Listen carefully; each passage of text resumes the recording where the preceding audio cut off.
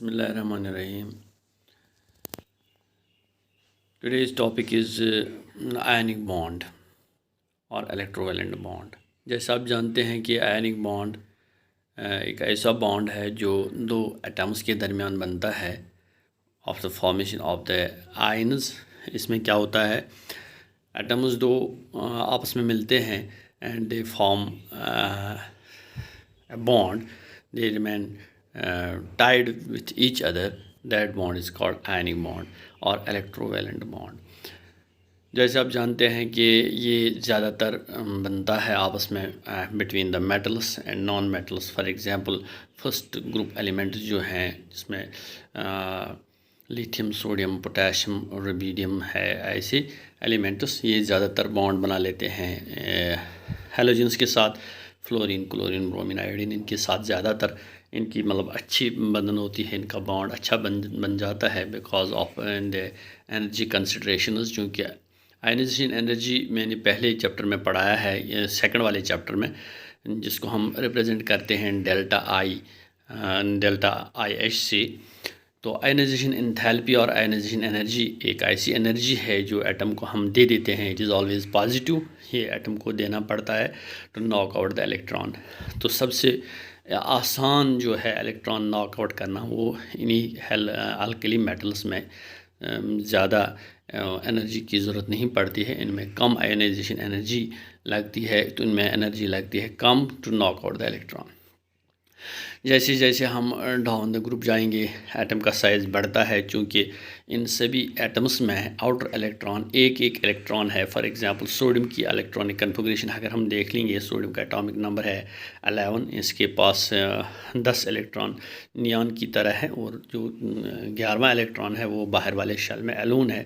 So it is easy to knock out this electron. Potassium का इससे easy है, इसी तरह नीचे जाते हैं डाउन द ग्रुप, ये इलेक्ट्रॉन नॉक आउट करने में हमें आसानी हो जाती है because it has a lesser grip of the nucleus as we go down the group. Same is the case of these halogens। अगर हम हैलोजन की बात करेंगे, फॉर एग्जांपल हमारे पास फ्लोरीन है, क्लोरीन है, ब्रोमीन है, आयोडीन है, इनको एक इलेक्ट्रॉन की ज़रूरत है to get the noble gas configuration और to get octet complete. So इनका ऑक्टेट कंप्लीट करने के लिए एक इलेक्ट्रॉन की ज़रूरत है। तो अब क्या हो जाता है, जो ही ये एक इलेक्ट्रॉन गेन कर लेते हैं, they release energy and so they do not require energy, however they release energy। एक चीज़ आप याद रख लेना कि जब भी आयनाइजेशन एनर्जी की बात करेंगे हम, किसी न्यूट्रल एटम में इलेक्ट्रॉन हमें नॉक आउट करना होगा, तो definitely we need a positive energy, we need energy to knock out the electron because जो भी एटम होता है वो न्यूट्रल होता है। तो नेचर ने उसको अनस्टेबिलिटी दी है लेकिन फिर भी वो स्टेबल है। तो अनस्टेबिलिटी मतलब नेचुरल कंडीशंस में वो तो स्टेबल है, लेकिन अगर हम उसको एक्स्ट्रा एनर्जी दे देते हैं तब वो इलेक्ट्रॉन नॉक कर लेता है। तो लिहाजा आयनाइजेशन एनर्जी जो है it is always positive, we have to provide energy then we can knock out the electron from an atom. तो लेकिन अब ये आयनाइजेशन एनर्जी अलग अलग की है। मिसाल के तौर पर ये अल्कली मेटल्स में कम एनर्जी देनी पड़ती है, so they have least ionization energy, जबकि हमें नॉक आउट करना होगा हेलोजेंस में, वहाँ ये बहुत ज़्यादा एनर्जी देनी पड़ेगी इलेक्ट्रॉन नॉक आउट करने में। अब जो ये इलेक्ट्रॉन गेन एनर्जी है, इलेक्ट्रॉन गेन एंथैल्पी है, it is both negative as well as positive. अगर हम हेलोजेंस की बात करेंगे तो वहाँ इनको इलेक्ट्रॉन लेना होगा, तो वो डेफिनेटली रिलीज़ करेंगे एनर्जी। अगर हम नोबल गैस को इलेक्ट्रॉन दे देंगे, they will not gain electron, तो we have to supply energy. लिहाजा इलेक्ट्रॉन गेन एंथैल्पी जो होगी पॉजिटिव भी होगी, नेगेटिव भी होगी। तो लेकिन आयनाइजेशन एनर्जी जो है इट इज़ ऑलवेज पॉजिटिव। अब ये है कि बॉन्ड बन जाता है एक तरह का बॉन्ड। आज हम यही एक बॉन्ड पढ़ेंगे, that is ionic bond. Ionic bond बनता है उन एटम्स के दरमियान जिनकी एक तो आयनाइजेशन एनर्जी, मतलब हम जब भी कोई कंपाउंड लिखते हैं, फॉर एग्जांपल हमें सोडियम क्लोराइड लिखना है, हम we write NaCl not Cl Na। जो इलेक्ट्रो पॉजिटिव एलिमेंट होता है that we write on the left side, and जो इलेक्ट्रो पॉजिटिव नहीं होता, नेगेटिव होता है, that we write on the right side. Comparing the two atoms, the electronegativity of the two these atoms, we write the one with which is electropositive on the left side and which is more which is electronegative on the right side. ज़ाहिर सी बात है अगर हमें sodium chloride लिखना होता है तो we will not represent, we will not insert dash in between the sodium and chlorine. That is quite not permissible. That is wrong to write Na-Cl. So bond is not represented here. It is electrostatic interaction, or it is the bond between two ions.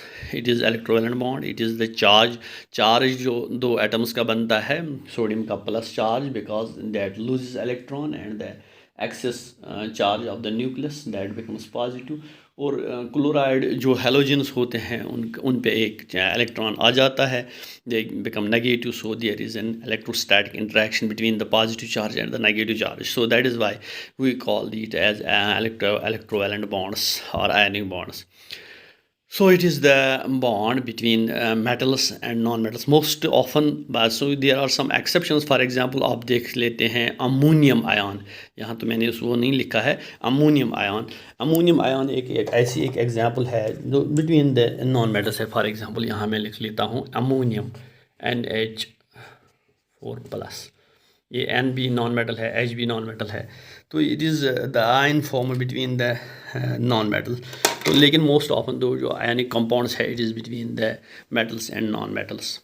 अगर Nobel ये alkali metals बना लेंगे, ये alkaline earth metals बना लेंगे किनके साथ, halogens के साथ, फिर तो हेलोजेंस चूँकि एक इलेक्ट्रॉन की ज़रूरत है उनको, अल्कलाइन अर्थ मेटल्स जो हैं वो 2 इलेक्ट्रॉन्स दे देते हैं, उनमें 2 इलेक्ट्रॉन्स की आयनाइजेशन एनर्जी कम है, दोनों इलेक्ट्रॉन आप नॉकआउट कर सकते हैं एटलीस्ट एनर्जी, तो ज़्यादा एनर्जी देने की ज़रूरत नहीं पड़ेंगे. अगर आप ये कर रहे हैं कि ये नॉकआउट कर लेते हैं इलेक्ट्रॉन्स, 2 इलेक्ट्रॉन्स कर लेते हैं अल्कलाइन अर्थ मेटल्स के, तो फिर इनके 2 एटम्स को मिलना होगा हेलोजेंस के साथ. फॉर एग्जांपल आप देख लेते हैं मैग्नीशियम अगर क्लोरीन के साथ मिलेगा तो मैग्नीशियम क्लोराइड, तो जाहिर सी बात है एक मैग्नीशियम के साथ 2 क्लोरीन मिलेंगे. इसी तरह एक पोटाशियम, एक मैग्नीशियम, एक कैल्शियम के साथ 2 क्लोरीन मिलेंगे. So because they donate 2 electrons and those receive 1 electron, उसके लिए 2 एटम्स की ज़रूरत होगी हेलोजेंस की. अब यहाँ मुझे ये चीज़ बताना है कि these ionic compounds they are formed by between the metals and non metals most often. तो non metals के दरमियान भी बनते हैं कुछ, लेकिन ज़्यादा जो इनमें है वो between the metals and non metals. अब ये बात रही कि आयनाइजेशन एनर्जी है क्या. आयनाइजेशन एनर्जी वो एनर्जी है जो हमें देनी पड़ती है. It is always positive to knock out the outer electron. और इलेक्ट्रॉन गेन एंथैल्पी वो एनर्जी है जब इलेक्ट्रॉन कोई ले लेता है जिसको ज़रूरत है to get the noble gas configuration, तो वहाँ वो इलेक्ट्रॉन एनर्जी रिलीज़ कर लेता है वो एटम, वो गेन करने के बाद. That is called electron gain enthalpy. तो सोडियम और क्लोरीन की एग्जांपल अगर ले लेंगे हम, सोडियम का एटॉमिक नंबर 11 है, उसकी इलेक्ट्रॉनिक कन्फिगरेशन यहाँ मैंने लिख ली है 1s2 2s2 2p6 3s1.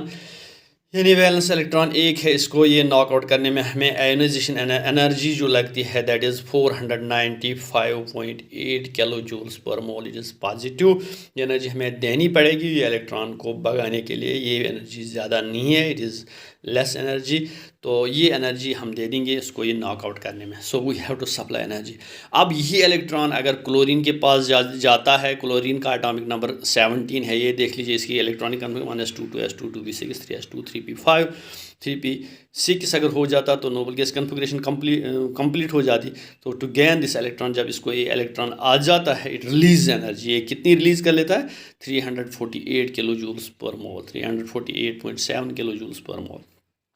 यानी वो तो उसको देनी पड़ती है, इसको ये तो रिलीज़ कर लेता है. अगर इन दो के दरमियान बॉन्ड बनती है देयर इज़ एक्सेस एनर्जी जो देनी पड़ती है 140 ऑलमोस्ट. इसको हम इसके घटा देंगे, it is 147 kilo joules per mole energy बच जाती है जो हमें ज़्यादा देनी पड़ती है. फॉर एग्जांपल सोडियम को इलेक्ट्रॉन नॉक आउट करने में, 1 मोल सोडियम एटम्स को नॉक आउट करने में 495.8 किलो जूल्स मोल्स एनर्जी देनी पड़ती है. और जब ये 1 मोल इलेक्ट्रॉन क्लोरीन के 1 मोल एटम ले लेते हैं 348.7 किलो जूल्स पर मोल एनर्जी रिलीज़ कर लेते हैं, तो एक्सेस एनर्जी बच जाती है देने की, वो 147 किलो जूल्स पर मोल है। लेकिन जब ये आपस में बॉन्ड बना लेते हैं, the extra there is a large amount of, हालांकि एनर्जी देनी जो हमें पड़ी वही ज़्यादा है यहाँ इन दो के दरमियान, तो लेकिन जब ये आपस में बॉन्ड बना लेते हैं, they form a crystal with each other, ये जब क्रिस्टल बना लेते हैं तो they release a lot of energy 788 kilo joules per mole, which is lot of energy. जो रिलीज़ वाली एनर्जी हम नेगेटिव कभी लिख लेते हैं और देने वाली एनर्जी हम पॉजिटिव लिख लेते हैं। So a lot of amount of energy is released to form a crystal and that is called crystal energy or crystal lattice energy। तो वो दूसरा क्वेश्चन आप पढ़ लेंगे जब बॉर्न-हाइबर साइकिल, तो ये क्रिस्टल लैटिस एनर्जी कैसे है, ये कैसे बनती है ये क्रिस्टल्स में, कि ये इतनी सारी एनर्जी अगर आपको सोडियम क्लोराइड को ब्रेक करना होगा, आप देख लीजिए सोडियम क्लोराइड बना, उतनी एनर्जी देनी पड़ी, इतनी रिलीज़ हो गई, 147 की ही डिफरेंस है। अगर ये 147 हम दे लेते तो क्रिस्टल ब्रेक होना चाहिए, लेकिन जो 788 किलो जूल्स पर मोल एनर्जी आपको देनी पड़ेगी तब क्रिस्टल को आप ब्रेक कर सकते हैं into constant ion sodium plus ion and chloride minus ion, तभी आप इसको वापस ये रिएक्शन बैक कर सकते हैं। So this extra amount of energy is called crystal energy और क्रिस्टल लैटिस एनर्जी। इसका मतलब ये है कि जब हमने ये बनाए तब 147 किलो जूल्स पर मोल एनर्जी एक्सेस हुई। अगर हम इस एक्सेस एनर्जी को वापस दे देते हैं, this crystal will not break into constant ions. So हमें जब ये ब्रेक करना होगा, we have to supply 788 kilo joules per mole to break it into its constant ion. So this is not a reverse reaction is not possible with this much amount of energy, so there is an extra amount of energy needed, that is called crystal energy। लिहाजा octet ही इसमें सवाल नहीं है कि octet से complete होने से ये स्टेबल बन जाता है, but it goes further low in energy. जितना ही मॉलिक्यूलर वर्ल्ड में एनर्जी लो हो जाती है इतना इसमें स्टेबिलिटी आ जाती है, अनलाइक ह्यूमन बींग्स। तो जितनी इनकी एनर्जी कम होती है इतना ये स्टेबल है, तो लिहाजा extra stability is there, extra energy is released, so to disintegrate it you need extra energy to supply for the same। बस आज इतना ही। तो लिहाजा इसमें क्रिस्टल एनर्जी की इन्वॉल्वमेंट है जो एक्स्ट्रा स्टेबिलिटी इसको बख्श लेता है। So it forms a regular pattern, it forms an ionic crystal, it forms an ionic compound, that is Y sodium chloride is a very stable. अगर आप इसको हीट कितना भी करेंगे it does not melt, so it's melting point is very large. However the hydration salt में जब water में जब इसको डिज़ोल्व कर लेते हैं तो it breaks, it is break, वो अलग एक थ्योरी है। तो कैसे इसमें सॉल्वेशन कैसे हो जाता है, कैसे इसमें अलग ये कॉन्स्टेंट्स इसके गिर्द वाटर मॉलिक्यूल्स आ जाते हैं, तो लिहाजा वाटर इसमें जो सॉल्वेंट है वो ब्रेक कर लेता है इस एनर्जी को। Otherwise to supply heat you need a large amount of heat to disintegrate this. बस आज इतना है।